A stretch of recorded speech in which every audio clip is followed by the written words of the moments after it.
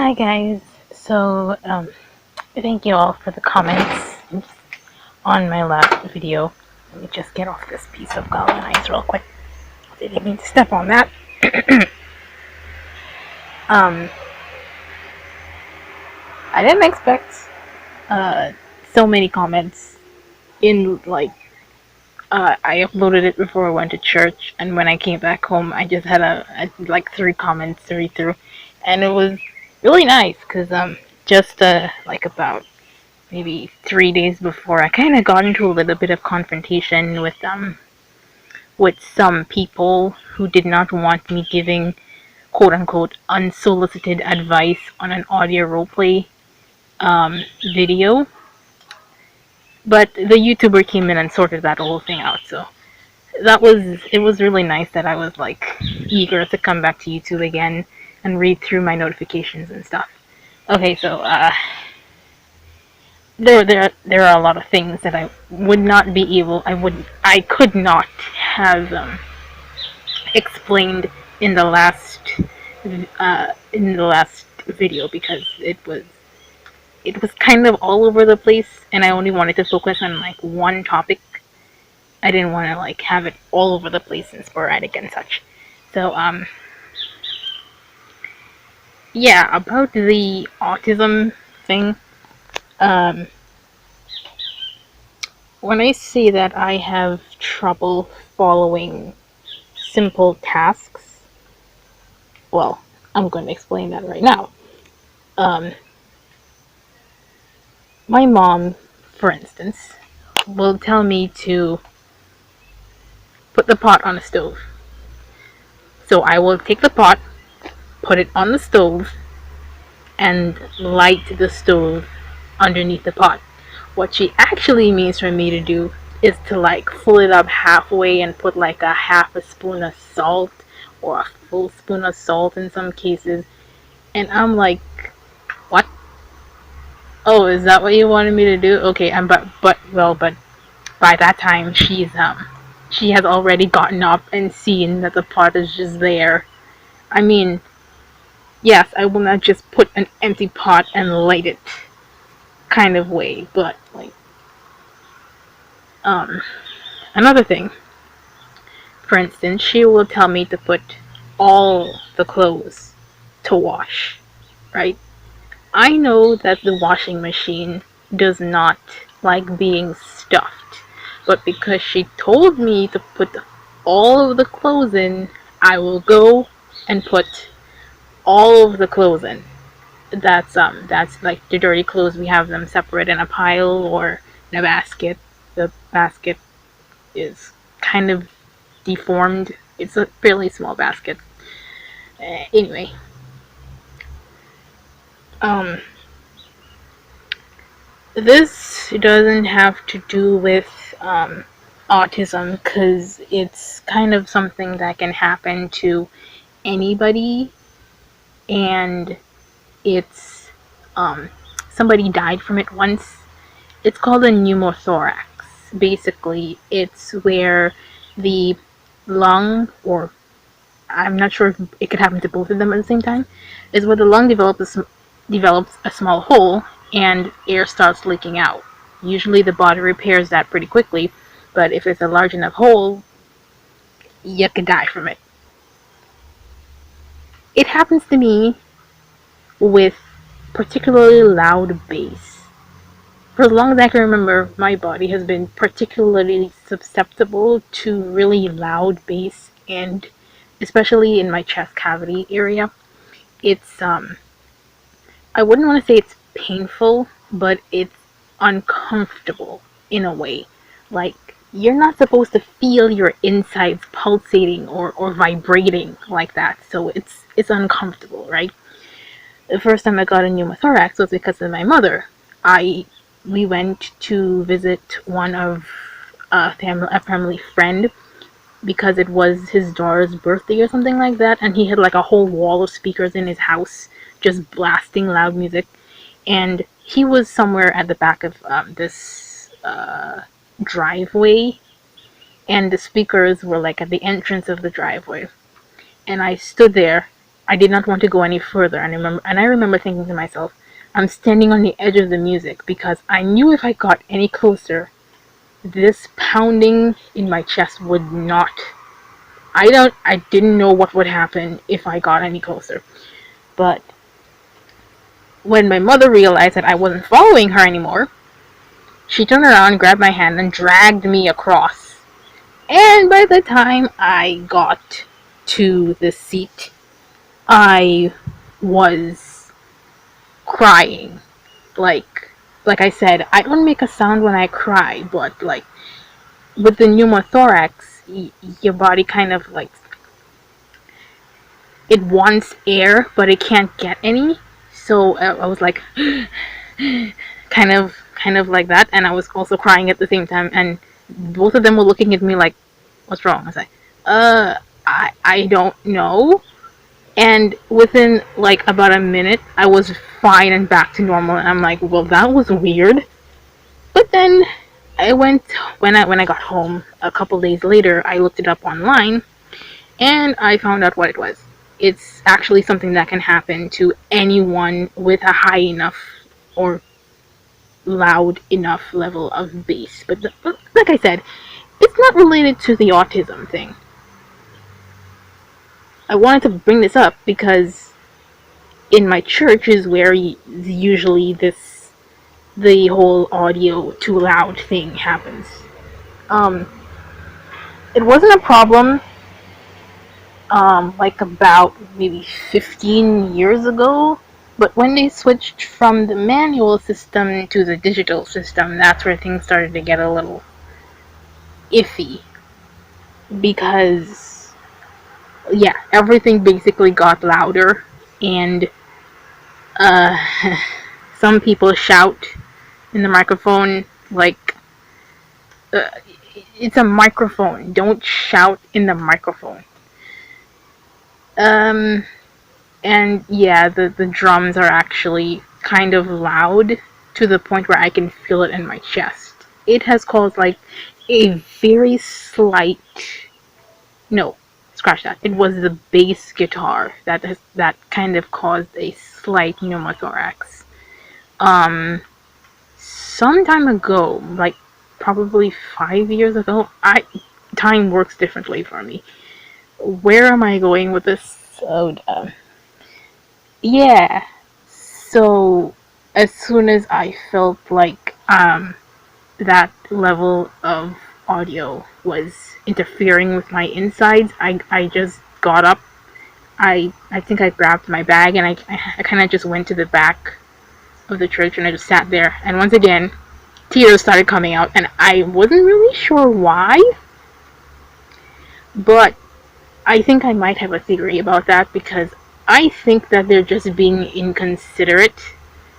But then again, I haven't really told them, the audio people, that things are loud. One and two, I probably won't, because it's just me who's finding it so loud among more than 100 people. Well, of course, the church now has to run at like 50% capacity, so like I'm not really sure how many people attend a Sunday morning service anymore. Probably like 50, 40, somewhere around there, because seats need to be spaced and whatnot, and some people just will not show up either way. Um, so, I cannot hold still. I have to fidget with something. In church, I might seem like I am being very still while everyone is like, "Oh, hallelujah," and raising their hands and jumping all over the place. And I'm here like, that's a nice ceiling. I wonder how they made that. That's a nice light. I want to draw that someday. That's a nice shape of the curtains. I wonder if those. Oh wait, hang on. There's Oh, that's how the light falls and the shadows. Oh, okay. I better remember that for later on. And I just constantly try to zone out during worship service because I don't know what to do. Like, Um, but yeah, like I said, I have to fidget with something. Even though it looks like I'm just holding still and doing nothing, I might be doing something with my hands usually because it's usually kind of chilly. So I rub my hands together and rub my fingers and stuff like that. And then if it's too warm for that, because sometimes, yeah, that does in fact happen, I will like find something to play with. Like, I will pretend that my fingers and my hands are people, and I'll just start playing with them, pretending like, oh, one died and the other one has to drag them off. And I'm not sure if that's related. Most of the time, when I'm sitting, I just immerse myself as much as possible into drawing. Sometimes I might not have enough mental capacity for it. So that would just be, I would have to sit there and actually listen to what the pastor is saying. It's not like I resent this lifestyle or anything like that. It's just it's kind of hard for me to keep like a constant stream of concentration because I always find myself looking elsewhere and thinking about, like, in the back of my head, if my trigger is like a train of thought where I might see something, or like, for instance, sometimes during worship service I would pretend like there are moving images on the wall pertaining to what's being sung, and I would try to change it like every chorus and stuff. This is kind of weird, isn't it? Anyway, what else can I say about stuff? Yeah, the whole sucking the finger thing. Yeah, it's mostly for comfort and concentration. Cause um, if you were to take a look at my hands, oh, it's my right hand, my middle finger. There's actually a dent in the middle of my middle finger where my teeth have been pressing into it. I do it like every day, so unfortunately the skin has kind of sunk a little in that area, and I don't even want to think about what the blood vessels look like underneath there either. Um, remember what I said about females masking their um, their symptoms and stuff? We start off doing pretty unnatural things, but when it's pointed out to us, like, for instance, um, in school, when I was in primary school, I think that's elementary school for the rest of you ones who don't live in this area. Um, I used to suck my finger in school until someone or the other told me that it's weird for like a 8, 9 year olds to still be sucking their finger, and I stopped doing it in public. I do it at home and whenever I guess I'm comfortable with people and such. Some people still actually kind of freak out a little bit when they find out I still suck my finger, but whatever. I don't really care at that point because they can't make me stop. It's my own choice at this point. um, yeah. Like I said, when people tell us that something is off and you shouldn't be doing that in public, they will just stop doing it in public, and that's how females with autism are rarely diagnosed because it's we don't do much to show that we're not normal. Well, in my case, I'm definitely not normal. I don't. What's the word I'm looking for here? I was thinking more like cohort, but I don't think that's a correct word for this. Uh, I'm a native English speaker, by the way, but I don't interact with many of the other youths in the church, even though I'm supposed to. It's actually kind of weird for me to be around them unless we're talking about anime, because that's actually a thing that some of them do. You might find it surprising that people in church are talking about, the young people in church are talking about anime. There's this dude who stopped me right inside the door once, probably like last week or something, and asked me where to read the latest Attack on Titan. I'm like, find it on the internet? And, he's the, the type of person where he doesn't take no for an answer. And he was kind of demanding stuff of me when he was a little younger. And so my dad finally got fed up of it and said, uh, stay on the other side of the church away from my daughter, please, thanks, okay, bye. And so he kind of listened because my dad is, like I said, he is a security officer. So he he looks the part. You know what I mean? Where am I going with all this? Right. Some people might have the impression that something is wrong with like my family life. No, there's actually nothing wrong with it. It's actually quite peaceful. Um, I I have the most peaceful life I have known from anyone else that I I know. Like, again, I don't have to work. Nobody's pressuring me to work. Nobody's pressuring me to get married. Nobody's pressuring me to have children. Which, by the way, no thank you. I'm not putting my body through that.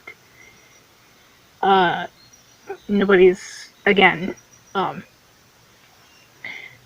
my family is pretty well off. Our house is kind of in a mess, but there's really nothing much we can do about that unless we get like a lot of money all at once.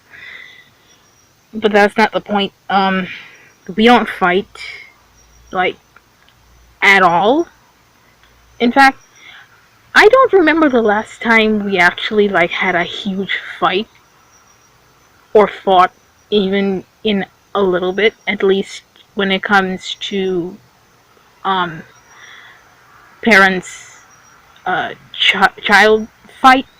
My dad sometimes raises his voice at my mother, but like it doesn't seem to be that serious, at least from my perspective. It is kind of awkward to just be standing there and have him say like, you were disrespecting me and stuff like that. And my mom was like, okay, but I was like, why don't you just quiet down? Just don't say anything after that point. But for whatever reason, she tries to oppose him like 2 times, maybe 3 times, and then just it's like, okay, okay.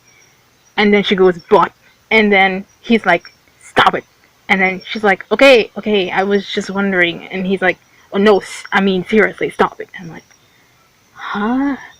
I don't like confrontation in general. So if I were in that situation, I would just shut up immediately and let him talk. But that's probably one of the reasons why I do not want to get married. I mean, my dad is setting a fairly okay example as a man should for his wife, and showing what a husband should be for his 2 daughters.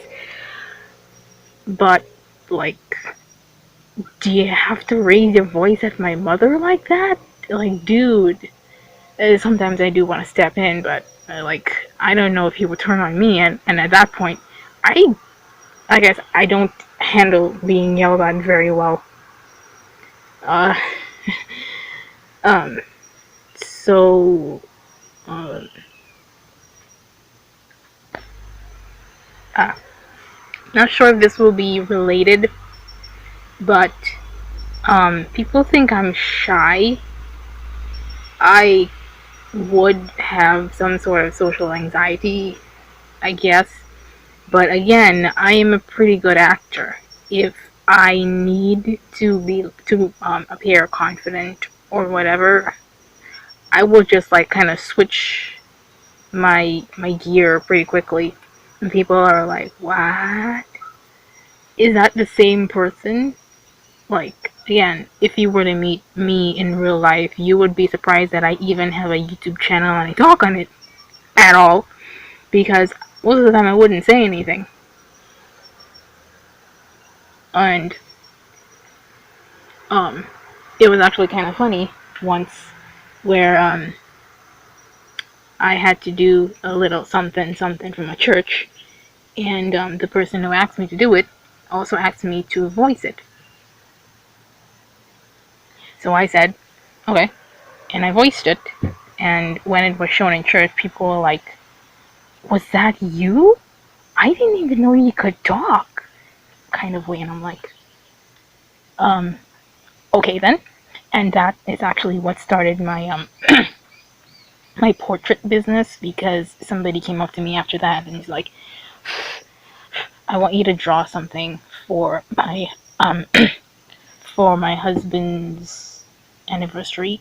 Oh, I gotta go. I'll talk to you guys later. Yeah. So yeah, that and so I drew a portrait for, well, me and my mom drew a portrait for her husband's anniversary. I mean, I guess their anniversary. And then apparently some people in this one's office saw it and was like, "Ooh, I want one."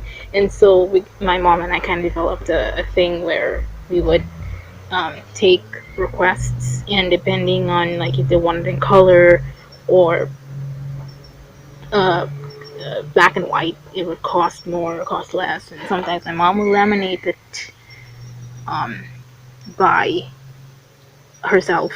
She would buy the materials and whatnot, and that would cost. So, yeah.